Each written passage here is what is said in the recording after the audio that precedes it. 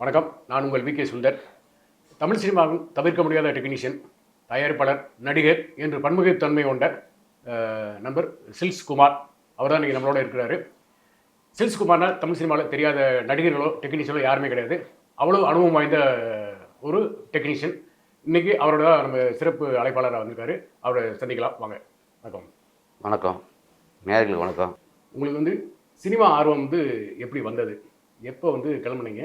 என்ன லட்சியமாக வந்தீங்க? நீங்கள் ஸ்டில் ஃபோட்டோகிராஃபர் வந்தீங்களா, இல்லை நடிகர் ஆகணும், இல்லை தயாரிப்பாளர் ஆகணும், இயக்குனர் ஆகணும், இப்படி என்ன ஆசையில் வந்தீங்க? என்னவா இப்படி காலம் உங்களை கொண்டு வந்து இந்த இடத்துல பாட்டிருக்கீங்க? ஒரே ஆசை தான், சினிமா ஆசை. அப்போல்லாம் பார்த்திங்கன்னா கிராமத்துலேருந்து ஒரு மாவட்டத்துக்கு 2 பேர் 3 பேர் தான் அப்போல்லாம் சினிமாவுக்கு வருவாங்க. எங்கள் ஊர்லேருந்து நான் ஒருத்தன் தான் இப்போ வரைக்கும். சினிமான்னு சொல்லி வந்தது நான் ஒருத்தன் மட்டும்தான். எங்கள் ஊரில் பார்த்திங்கன்னா அந்த புராண நாடகம்லாம் போடுவாங்க, அந்த வரலாற்று நாடகம்லாம் போடுவாங்க, வள்ளி திருமணம் நாடகம்லாம் போடுவாங்க. அதில் எங்கள் ஊர் பயங்கர ஃபேமஸ். நான் சின்ன வயசில் அதை பார்த்து நான் ரசிப்பேன். இந்த கீழே அவங்க ட்ரெஸ்ஸு, அந்த காஸ்டியூம்ஸு ஏன்னா ரொம்ப ஒரு இன்டீரியான ஒரு கிராமம் எங்கள் ஊர். முதலைக்குளம், நடுமலைக்குளம் எங்கள் ஊர். உசிலம்பட்டி தாலுகா, மதுரை மாவட்டம். எல்லாமே விவசாய குடும்பம் தான். நமக்கும் சினிமாவுக்கும் சம்மந்தமே இல்லை. எங்கள் குடும்பத்துக்கும் சினிமாவுக்கும் சம்மந்தமே இல்லை. எங்கள் அப்பாவோட 6 பேர், நான் மூத்த பேரன். எல்லாம் விவசாயம் பார்க்குறாங்க. நமக்கு மட்டும் ஏன் தோணுச்சு அப்படின்னா, அந்த நாடகம் தான், புறாண நாடகம் இருக்குல்ல, ஊரில் போடுவாங்கல்ல, வருஷத்துக்கு ஒரு வாட்டி 3 நாள் நாடகம் போடுவாங்க 2 ஊரில். இதை பார்த்த உடனே எனக்கு அதோடைய எனக்கு ஒரு மோகம் வந்தது. சினிமாவில் போய் பண்ணணும், நடிக்கணும் தான் ஆசை இருந்துச்சு எனக்கு ஃபஸ்ட்டில். சென்னைக்கு வந்தோம், நடிக்கிறதுக்காக அலைஞ்சோம். அப்போ என்னுடைய ஃப்ரெண்டு, என்னுடைய கசின் இருக்கான் ஜீவன் சொல்லிட்டு, அவனும் நானும் ஒரு ஸ்டுடியோவில் வேலை பார்த்தோம் மதுரையில். அது பரணி ஸ்டுடியோ. அங்கே தான் கேமரா பிடிச்சி நாங்கள் ஸ்டில் எடுப்போம், போயிட்டு கல்யாணத்துக்கு ஃபங்க்ஷனுக்குலாம் போய் எடுப்போம். அதில் எல்லோரும் வீட்டிலே சொல்லுவாங்க, டே என்னடா கேமரா தூக்கிட்டு அலையிறீங்க, வெட்டிய சீரியலே போகிறீங்கடா அப்படின்னு வீட்டில் திட்டுவாங்க. விவசாயத்தை பாருங்கடா, என்னடா கேமரா தூக்கிட்டு அலையிறீங்கன்னுவாங்க. நான் கேமரா தூக்கிட்டு அலையாமல் எங்கள் வீட்டில் யாருக்குமே பிடிக்காது அந்த தொழில். கேமராவுக்கு சம்மந்தமே இல்லை எனக்கு. விவசாயத்துக்கும் எங்களுக்கும் கேமராவுக்கும் சம்மந்தமே இல்லை. அதே மீறி நாங்கள் ஒரு ஸ்டுடியோவில் வேலை பார்த்தோம். அங்கே இருந்து தான் நாங்கள் ட்ராவலாகி கிளம்பி வந்தோம் சென்னைக்கு. ஃபஸ்ட்டில் ஜீவன் வந்தான் சென்னைக்கு, கேமராமேனு. அவன் டைரக்டர், அப்புறம் கேமராமேன் ஆனான். அவன் நானும் சின்ன வயசுலேருந்து நண்பர்கள் 2 பேரும். அவன் வந்தோடனே நம்ம சும்மா இருக்க முடியாதுல்ல, வரட்டுமாடா அப்படின்னேன். சரி வாடா அப்படின்னா, சரி நான் அந்த பக்கம் கிளம்பி வந்தேன். என்ன ஆசை, அவன்கிட்ட ஒரு கேமரா இருந்துச்சு. அப்போ பென்டைஸ் கேமரா அப்போ 3000 அந்த கேமரா. அப்போ அந்த கேமராவோட அவன் சென்னை வந்ததுனால அவனுக்கு கொஞ்சம் வேலை கிடச்சிது, அங்கே கிடச்சிது. இப்போ நான் அவன் கூட அவனுக்கு அசிஸ்டண்ட்டாக போனேன். இப்போ நான் அவனுக்கு எப்பயுமே அவனே ஒரு அசிஸ்டண்ட்டு, அவனுக்கு ஒரு அசிஸ்டண்ட்டா, அப்படி ஒரு விஷயம் இருக்கும். அப்போது என்னடா பண்ணலாம் அப்படின்னு கேட்டேன். ஒரு கேமரா வாங்கிட்டு வாடா அப்படின்னு சொன்னான். புதுசாக ஒரு கேமரா யாருமே சேர்க்க மாட்டாங்க வேலைக்கு. சும்மா எத்தனையோ ஃபோட்டோகிராஃபரு இப்போ அவங்களாம் அப்போ பீக்கில் இருக்காங்க. பக்கத்தில் ஏதாவது கேமரா இருந்தால் தான் எவ்வளோ சேர்க்குறாங்க, இல்லை சேர்க்க மாட்டானுங்க. என்னடா பண்ணுறது அப்படின்னு பார்த்தா நேராக வீட்டுக்கு போனேன். எங்கள் அம்மாவோட ஒப்பாரி வச்சேன். ஏன்னா அப்படின்னுச்சு, எதுக்குடா அங்கெல்லாம் போகிறேன், சாமங்க வேலையை பாடுறா அப்படின்னு. எனக்கு கேமரா வேணும் அப்படின்னு அழுதுனேன். எங்கள் அம்மா அப்போவே 12,500 அந்த கேமரா, பென்டைஸ் K1000 கேமரா. ரொம்ப சிரமம் போட்டு அந்த கேமரா வாங்கி கொடுத்தானுங்க. அது நமக்கு இப்போ வீட்டில் பிள்ளைங்க பைக் கேட்கும், கார் கேட்பாங்க, அசால்ட்டை கேட்பானுங்க. நம்முடைய மனநிலை தெரியும், நம்ம சூழ்நிலை தெரியும், வேணாடான்னு சொல்லுவோம். ஆனால் எங்கள் அம்மா நம்ம தொழில் தானே கேட்குறான் அப்படின்னு சொல்லி, அது ஒரு சூழ்நிலையில் அன்னைக்கு பெரிய காசு. நம்ம ஒரு 90 92 பெரிய காசு அது. அதுக்காக வாங்கிட்டு சென்னைக்கு வந்தேன். கிளம்பி வந்த பிறகு எல்லா ஃபோட்டோகிராஃபரும் எந்த ஃபோட்டோகிராஃபி நீ வேணான்னு சொல்லுவாங்களோ அவங்களாம் என்கிட்ட வேலைக்கு உங்கள்கிட்ட வேலைக்கு வர்றாங்க. ஏன்னா நான் புதுசாக கேமரா வச்சுருக்கேன். அப்போ சில்சிவா இருக்காங்கல்ல, நம்ம இறந்து போயிட்டாப்புல, அவன் தான் நமக்கு சூப்பர் வுட் சில்சிவா. அவன் தான் நமக்கு ஃபஸ்ட்டு 20 ரூபா பேட்டா கொடுப்பாங்க. புது கேமரா வச்சு 20 ரூபா பேட்டா. எனக்கு அந்த பேட்டாலாம் பெரிய விஷயமே இல்லை. சினிமாவில் போய் கேமரா பிடிச்சி நிற்கணும், அதுதான் நம்ம ஆசை. அது மாதிரி ஃபஸ்ட்டு பூவையோட காப்படத்தில் தான் ஜாயின் பண்ணேன் கூட. அதன் கூட தான் எல்லா படமும் ட்ராவல் பண்ணேன். அப்புறம் விக்ரமன் சார் படங்கள்லாம் பண்ணுவேன். இப்போ ஒரு சூழ்நிலையில் அவன் சூப்பர் படம் பண்ணும்போது, இப்போ ராசு மதுரவன் டைரக்டர், நான் அவரும் உசிலம்பட்டியில் ஒன்றா படித்த ஒரு ஸ்கூல் மேட்டு 2 பேர். அவர் +1 படிக்கிறார், இப்போ நான் 10th படிக்கிறேன். இருந்தாலும் இங்கே இருக்கிற விஷயமே எனக்கு தெரியாது. இப்போ ராசு மதுரவன் அங்கே படம் பண்ணுறாரு, மணிமணி அசிஸ்டன்ட். ராசு மதுரவன் படம் பண்ணுறான்னு பார்த்தா யாரானு பார்த்தா இவர் கிளாஸ்மேட்டு. பாபுராஜா தான் மேனேஜர். அப்போ சொன்னேன் ரொம்ப நாளாக இப்போ சுத்தமாக படம் பண்ணமுடா அப்படி கேட்கும்போது பாபுராஜா தான் கூப்பிட்டு போய் பாவா லட்சுமணன் என்னை கூட வேணான்ட்டார், சவுத் சார் வேணான்ட்டார், இப்போ வேணாம் ஏன் சிவா பண்ணிட்டோமேன்ட்டார். ஆனால் ராசுமர் என்ன சொல்கிறான்னா அவன் அவங்க கம்பெனியில் எதுவும் சொல்ல முடியாது.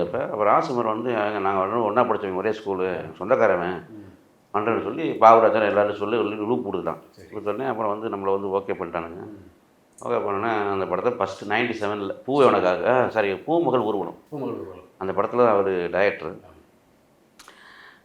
படம் பொள்ளாச்சியில் ஷூட்டிங் நடந்துச்சு, படம் ரிலீஸ் ஆச்சு, பெரிய ஹிட்டு படம் அது. அப்போவே ஒரு 97 நாள் நம்ம ஒழிச்சு அந்த படம் எல்லாருக்கும் தெரிஞ்ச படம் அது. பிரசாந்த் ரம்பா நடித்த படம் அது. முதல் படங்கிற போது நமக்கு எப்பவுமே வந்து பிள்ளை மாதிரி அது, எப்பவுமே பிள்ளை மாதிரி. மூத்த பிள்ளை எப்படி இருக்குமோ இப்போ நமக்கு பிள்ளை இருக்குது, மூத்த பிள்ளை மட்டும் எப்பவுமே தாயோ தகப்பனையோ அதுக்கு வந்து முக்கியத்துவம் கொடுப்பாங்க. அந்த மாதிரி பூமகள் ஊர்வலம் வந்து எனக்கு முதல் படம்னால இவன் மேலே எனக்கு ரொம்ப பாசம் இருக்கும், ராசுமரன் மேலே.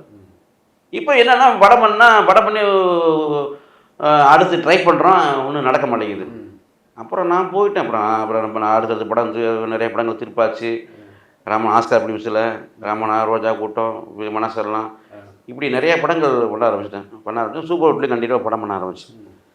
இப்போ இவருக்கு படம் கொஞ்சம் இல்லை, என்ன நேரம் சொல்லுவாங்க, டைம் தான் நேரம் தான் சொல்லுவாங்க, விட்டு கொடுத்து படம் இல்லை. ஆனால் அவர் மேலே நல்ல மரியாதை, கம்பெனியில் மரியாதை. சவுத் சாருக்கு ஒரு நாள் சொல்கிறாரு, விஜய் சார் வர்றாரு கல்யாணத்தை பத்திரிக்கை கொடுக்க வர்றாரு, ஐயோ ராசமரணியா நல்ல டேலண்டான பசங்கயா, ஒரு நாளைக்கு கதை கேட்குறியா அப்படின்னாரு. சார் கண்டிப்பாக கதை கேட்குறேன் சார் அப்படின்னா ஒரு எல்லாம் முக்கியத்துவம் கொடுத்தாங்க. நல்ல திறமையான ஆள். திறமையான நம்ம சாதாரணமாக சொல்ல முடியாது. நம்ம அந்த உருவத்துக்கும் அவனுடைய படைப்புக்கும் சம்மந்தமே இருக்காது.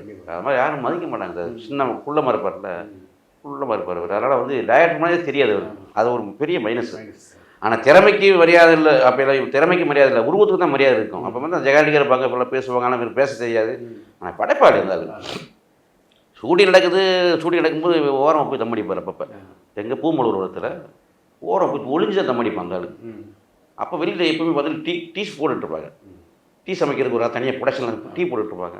அங்கே போய் தான் தேப்பிட்டு வாங்கி பற்ற வைப்பார். அப்போ ஒரு நாள் அன்றைக்கி கிளைமேக்ஸ் நடக்குது, உள்ளே பெரிய 500 பேர் இருக்காங்க, உள்ள ஆர்டிஸ்ட் நிறைய ஆர்டிஸ்ட் 10 50 பேர் 30 பேர் ஆர்டிஸ்ட்டு. இப்போ டென்ஷன் ஆகுதுன்னா டைரக்டர் போய் தம்படிப்பாங்க, ஓரம் பண்ணி தம்படிப்பாங்கல்ல. அப்போ போய் திரும்பி போய் அவன் டீ மாஸ்டர் கூட்டம் நிறையா இருக்கான்னு சொல்லி டீ போட்டுட்ருக்கான். அவன் அவசரமாக போட்டுட்ருக்கான். அவர் போய் அண்ணே டீ பிடி விடுங்க அப்படின்னா, தாங்க இப்போ பார்த்தா தீப்பிடி இருக்கிறீங்க, ஒரு தீப்பிடி வைக்க மாட்டேங்கிறீங்களா? எப்போ பார்த்தாலும் நான் வேலை பார்க்குறதா இல்லை உங்களுக்கு தீப்பிடி எடுக்கிறதா அப்படின்னு. இல்லை சாரிண்ணே இப்போ உடனே கொடுனே அப்படின்னு 10 வருஷம் தம் அடிச்சிச்சு உள்ளே போயிட்டார். இந்த டீ மாஸ்டர் எப்பவுமே வந்து உள்ள ஸ்டூடியோஸ் பாட்டுக்கு வர மாட்டாங்க. அன்னைக்குன்னு பார்த்தீங்கன்னா அன்றைக்கி ஆள் இல்லை, இந்த ஆள் டீ கொண்டு உள்ளே வரணும். உள்ளே கொண்டு வராரு. டைரக்டர் இவர் தான் உட்காந்து director ready start camera action சொல்லிட்டு இருக்காரு. இருந்தால் பதறிட்டார். ஆனால் பாவம் டைரக்டர் வந்துட்டு இருக்கோம் அப்படின்னு. சாரி சார் மனுஷன் என்னப்பா பண்ண சொல்கிற, என் உருவம் அப்படி, அதனால் ஒன்றும் கோச்சு சார் ப்ளீஸ் சார் கோச்சுக்கிறாங்க சார் அப்படின்னு. அது கடைசி வரைக்கும் எல்லா படத்துக்கும் அவரை வச்சுருப்பார். என்ன பண்ணுறாருன்னா, நீ வந்து எனக்கு மட்டும் அசிஸ்டண்டாகவே இருக்கு, எனக்கு தேவைப்படும் டீ காஃபி கொடுக்கணும், தீப்பி கொடுக்கணும், இதுதான் உன்னுடைய வேலை. அப்புறம் எல்லா படத்துக்கும் கூப்பிட்டு வச்சுருப்பார் அவர். அது ஏன் அப்படின்னா அது மாதிரி நடக்கும். அந்த மாதிரி ஒரு இயக்குனர் ஒரு 10 வருஷம் படம் இல்லை அவருக்கு, ஒரு 10 வருஷமாக படம் இல்லை, 9 வருஷம் படம் இல்லை. நான் வந்து சொன்னேன், ஐயோ என்னையா இப்படியே இருக்கிற, நான் கொஞ்சம் பிஸியாக போயிட்டுருப்பேன். நம்ம இவர் என் பிள்ளைகளை பாவம் ஸ்கூலுக்கு கூப்பிட்டு போவார், வீட்டுக்கு வருவார், சொந்தக்காரன் ஆகிட்டோம். நம்ம சீமான வீட்டில் தான் தங்கியிருப்பார். 9 வருஷமாச்சு. என்ன பண்ணலாம், ஒன்று ஊரை பக்கம் போயிடுமா, ஒன்று இங்கே இருக்காது இனிமேல் டேஸ்ட்டு, ஊரை பக்கம் போய் எதை பிழைக்கிறது வழியே பாரு, இங்கே படம் கிடைக்காம எனக்கு தோணாது எனக்கு. ஏன்னா இப்படியே இருந்தீங்கன்னா இப்படி 9 வருஷம் கொண்டாடுனா எப்படி இருக்கும், ரொம்ப சிரமத்தின் உச்சம். அது பிறகு தான் அடிச்சு பிடிச்சது திறமை. அவன் சொல்லிட்டான், ஐயோ எனக்கு திறமை இருக்கா, நான் வந்துடுவேன் குமார், நீ கவலைப்படாத, நான் வந்துடுவேன் அப்படின்னு சொல்ல ஒரு கார்பரேட்டாக ஒரு டைரக்டர் அவர். அப்புறம் தான் பாண்டி படம் கிடச்சிது. பாண்டி படம் கிடச்சுன்னு பெரிய ஹிட்டு. ஆமாம். அப்போ ஷூட்டிங் போகிறாரு, திண்டுக்கல்ல ஷூட்டிங்கு, ஏக்தம் 50 நாள் ஷூட்டிங்கு, லாரன்ஸ் மாஸ்டர் சினேகாந்தன் டீம் எல்லாம்.